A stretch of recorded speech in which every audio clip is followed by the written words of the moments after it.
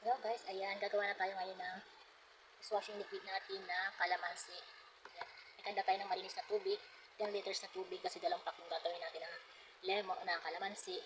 Tatlo dapat yung guys, kaya lang di ka timpa ko kaibubukot ko yung isang pack. Yan muna po. Nagawa na tayo, pala pa naman tayo kahalo. So guys, ito yung 10 liters na dishwashing liquid. So guys, tumatagal, sumasakit yung braso ko. Grabing lapot. Parang yung panghalo ko parang hinihigit pa ilalim. Yes, grabe, ang hirap talagang kumita ng salapi. 10 liters lang muna to, yung isang pack sa kabila kong balde titimplahin. Hirap palang kumita ng pera. Ang guys, oh, grabe sakit sa braso. Ito na naman po yung isang pack na calamansi. 5 liters na tubig lang po to.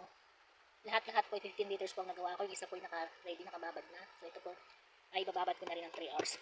Tumatagal talaga. Dumidikit yung aking sobrang lapot po talaga. So, ibababad ko po ito muna ng 3 hours. 2 weeks pa lang po akong gumagawa pero yung braso ko parang nagkakalaman-laman na yung braso ko. Nakakahalo. Mahirap talaga kumita ng pera. Yan po, maganda na po siya. Yan, ganyan po kapag ibababad na po natin ng 3 hours. Guys, ito na yung 5 liters, isang pack. Ito naman guys yung dalawang pack, 10 liters. Kaya lahat-lahat, 15 liters na tubig yan. So, makakagawa tayo ng 18 na dishwashing liquid. 18 bottles na dishwashing liquid. Yan guys. Sarap po natin siya ng 3 hours. Saka natin lalagay sa bottle.